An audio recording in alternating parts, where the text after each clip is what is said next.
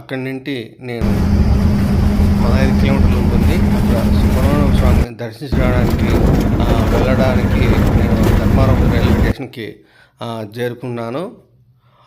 కాసేపట్లో మనకి ట్రైన్ కానీ రాబోతోంది. ప్లాట్ఫారం టికెట్ తీసుకున్నాను. ధర్మారం రైల్వే స్టేషన్లో టికెట్ తీసుకొని మనం పోయే ట్రైన్ 5వ ప్లాట్ఫారంలో వస్తుంది కాబట్టి 5వ ప్లాట్ఫారంకి బయలుదేరి వెళ్తున్నాను. దిండిగల్ వెళ్ళిన తర్వాత పాతాళ మురుగేశన్ ఆలయానికి ఎలా వెళ్ళాలి అనేది తక్కువ ఖర్చుతో నేను అందరికీ చెప్తాను ఎలా వెళ్ళాలనేది. చాలామంది ఆటోలకి ఎక్కువ ఖర్చు అవుతుందని చెప్పడం జరుగుతుంది. మనం ఆటోలకు కాకుండా ఆర్టీసీ బస్సులని పట్టుకొని పోతే ఎంత అవుతుంది, ఎంత ఖర్చు అవుతుంది అనేది పూర్తిగా ఈ వీడియోలో చెప్పడం జరుగుతుంది. ప్లీజ్ అందరూ సపోర్ట్ చేయండి, లైక్ చేయండి. ఎందుకంటే ప్రతి ఒక్క మిడిల్ క్లాస్ ఫ్యామిలీలు స్వామిని దర్శించాలి ఉద్దేశంతోనే నేను ఈ వీడియో చేస్తున్నాను. అందరూ సహకరించండి.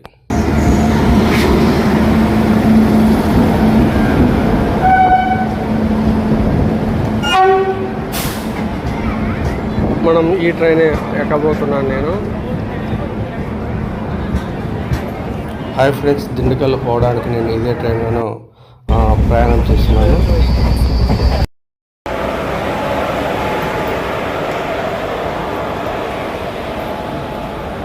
దిండుకల్ దిగడం జరిగింది.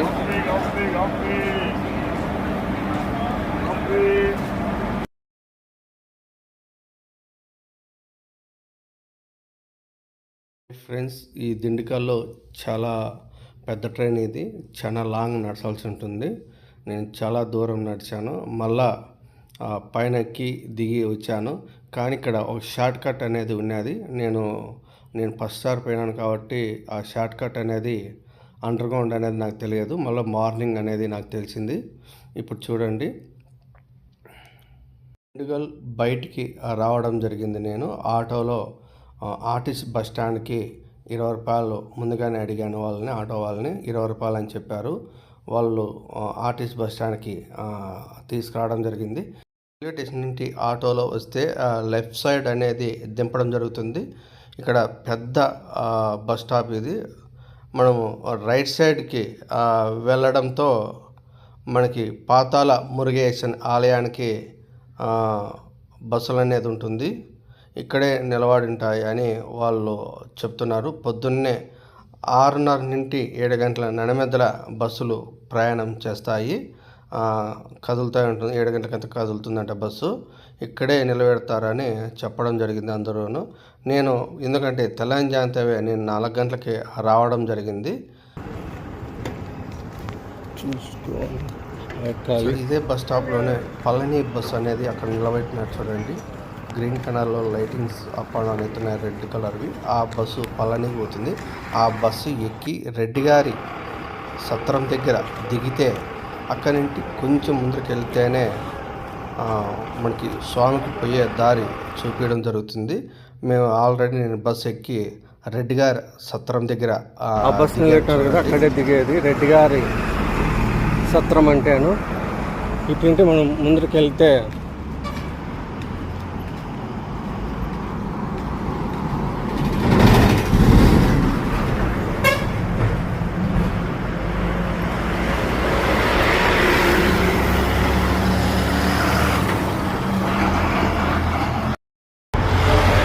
రెడ్డి గారి సత్రం దగ్గర దిగి ఇలాంటి ముందుకు వస్తే కృష్ణుడి స్టాచ్యూ కనపడుస్తుంది.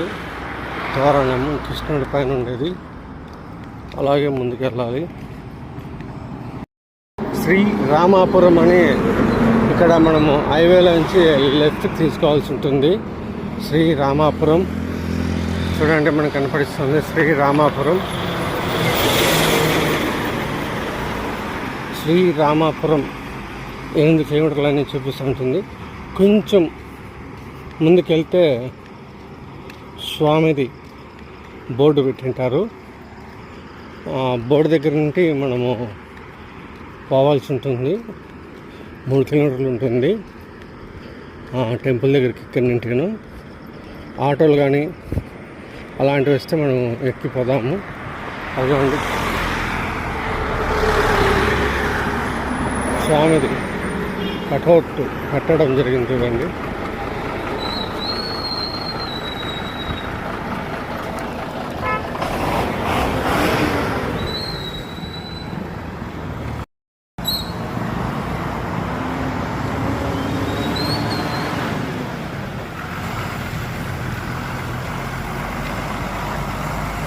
చాలా మురుగేశ్వర ఆలయం ఎలా వెళ్ళాలనేది కటౌట్ ఇక్కడే కట్టారు. ఈ కటౌట్ వెనకాలే టీ స్టాల్స్ ఉంటుంది. మా 4 గంటలకే ఇది ఓపెన్లో ఉంది. నేను అక్కడ పోయి టీ తాగడం జరిగింది. టీ చాలా బాగుంది, చాలా టేస్ట్గా చాలా బాగుంది. వాళ్ళని అడగడం జరిగింది ఆటోలు కానీ ఇలాంటివి ఏమైనా పోతుంటే. చాలామంది ఇక్కడి నుండి వెళ్తుంటారు. ఆటోలు కానీ అక్కడి నుండినే డైరెక్ట్గా మాట్లాడుకొని పోతుంటారు భక్తాదులు. మీకు ఎవరన్నా కానీ మీరు నడుచుకుంటూ పోయినా కానీ కాసేపట్లోనే మీరు తొందరగానే వెళ్ళచ్చు. 3 కిలోమీటర్లు ఉంటుందని వాళ్ళు చెప్పడం జరిగింది. నేను అర్థమని కొంచెం ముందరికి వెళ్తేనే ఆటో వచ్చింది. ఆటో ఎక్కాను. గుడి దగ్గర దిగితేనే ఎంత భయ అన్నాను. 100 రూపాయలు అని చెప్పాడు. 3 కిలోమీటర్లకు 100 రూపాయలు ఏం భయ అంటే ఆ రైల్వే స్టేషన్ అయితే 1000 రూపాయల భయ, అందుకని 100 రూపాయలు చెప్పాను. దీని గురించి నెక్స్ట్ వీడియోలో మాట్లాడుకుందాము. మనం దిండుగల్ నుండి వస్తేనే మనకి దారి కనపడుతుంది టెంపుల్. దీని పక్కలోనే స్నానానికి గుడి కలవకోకుండా గుడి కనపడిస్తున్న రూట్లోనే మనం పోతే స్నానాలకి బాత్రూమ్లు స్నానాలు చేయడానికి అక్కడ అవైలబుల్గా ఉంది. అక్కడ పోయి మనం స్నానాలు పూర్తి చేసుకొని మనం గుడి ముందుకి వెళ్దాము. పదం రండి. ఇది మెయిన్ ఎంట్రన్స్, తూర్పు వాకిలి. ఇది ఎంట్రన్స్. మనము దిండిగల్ నుండి కానీ వస్తున్నప్పుడు మనకి ఇదే మనకు కనపడిస్తుంది ఎంట్రింగ్ స్వామికి. అవి చూడండి మనకు అక్కడ కనపడిస్తున్నాయి బాత్రూమ్స్. అక్కడ లేడీస్కి జెంట్స్కి ఉండడం జరిగింది. మీరు ఎవరైనా కానీ ఫ్రీగా బయటికి వెళ్ళాలనుకుంటే కానీ ఇవన్నీ తోటలండి. ఇది చూడండి చుట్టూరా ప్లేసు ఎంత బాగుందో పచ్చదనంగా. ఇవన్నీ చూడండి.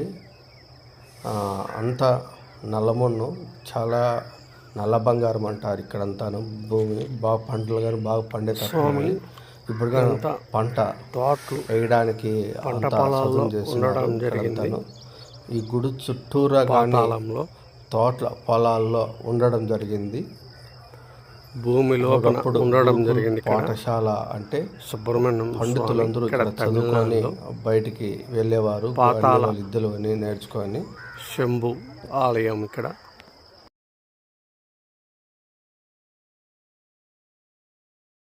ఆయన అందరికీ స్నానం చేసి గుడికి దర్శనానికి వెళ్తున్నాను. ఇక్కడ ఈ టెంపుల్కి రావాలంటే ట్రావెల్కి గుడి దగ్గరికి చేరుకోవడానికి కొంచెం ఇబ్బంది ఉంటుంది. అది తర్వాత అంతా నెక్స్ట్ వీడియోలో వివరంగా చెప్పడం జరుగుతుంది.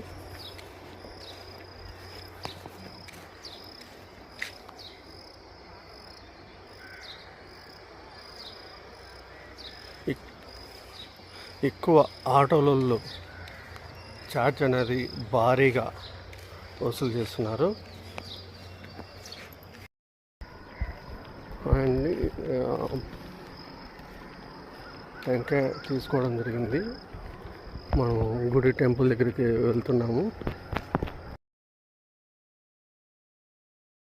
హాయ్ అండి. ఎక్కువ శాతం మంది ఆలయం గుడిని తమ్మేలుగా చాలా మంది షూట్ చేసి మనకి చూపించడం జరుగుతుంటుంది. ఎందుకంటే ఇక్కడ జొన్న పంట వేయడం జరుగుతుంటుంది. ఇప్పుడు మళ్ళా వేయడానికి నెక్స్ట్ సదును చేశారు. పంట అయిపోయినట్లుంది. ఇదంతా క్లీన్ చేశారు. దాంట్లో మొక్కజొన్న పంట కానీ చూడండి ఆలయం ఖచ్చితంగా ఇక్కడ వాళ్ళు చాలా మంది ఇక్కడి వీడియోలో అప్లోడ్ మనకి కనపడే చెట్లని చూపిస్తుంటారు. జొన్న పంట కంకి పంట రెండు ఒకేలాగే ఉంటాయి కాబట్టి మనకి యాదని తెలియదు కాబట్టి చెప్తున్నాను. ఇక్కడి నుంచి షూట్ చేసేవారు. ఇదంతా కానీ పార్కింగ్కి బస్సులకు కానీ టూ వీలర్కి కానీ కార్లకు కానీ ప్రతి ఒక్కదానికి ఇక్కడ వెహికల్ అనేది పార్కింగ్ ఇదంతా కానీ వెహికల్స్ గుడి వాళ్ళు వెహికల్స్ తీసేయడం పార్కింగ్ జరిగింది. కానీ చాలా పెట్టడం జరిగింది. ఇదంతా మనం గుడి ముందుకి వెళ్ళేప్పుడు ఇదంతా నేను షూట్ చేశాను. మీకు అందరికీ చూపించడం జరుగుతుంది. గుడి దగ్గరికి పోతానే ఈ వీడియో తీయడం జరుగుతుంది. నేను ఈ ప్లేస్ అంటే అంతా చాలా కార్లు పార్కింగ్కే కేటాయడం జరిగింది. కాబట్టి ఇంత పొద్దున్నే కొన్ని వెహికల్స్ కూడా రావడం జరిగింది. చాలామంది కొంతమంది ఆటోలో డైరెక్ట్గా దిండిగల్ నుండి, కొంతమంది రైల్వే స్టేషన్ నుండి వాళ్ళ ఆటోలు డబ్బులకి మాట్లాడుకొని రావడం జరిగింది. కొంతమంది మామూలుగా నా మాదిరి వచ్చేవాళ్ళు ఉన్నారు, కొంతమంది కారులో వచ్చేవాళ్ళు ఉన్నారు. అందుకైతే గుడికి రద్దీ అయితే జనాలు పెరుగుతూనే ఉన్నారు. నేను గుడి దగ్గరికి చేరుకోబోతున్నాను.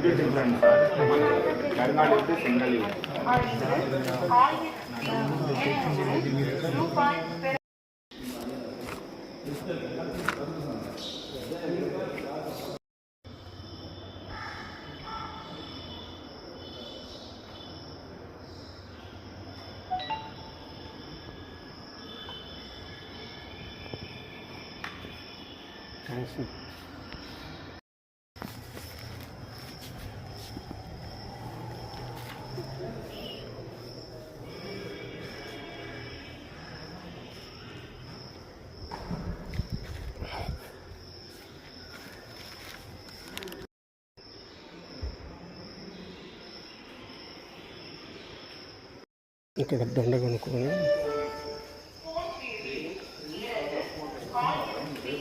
విఘ్నేశ్వర స్వామి మనకి కనపడిస్తాడు, వినాయకుడు.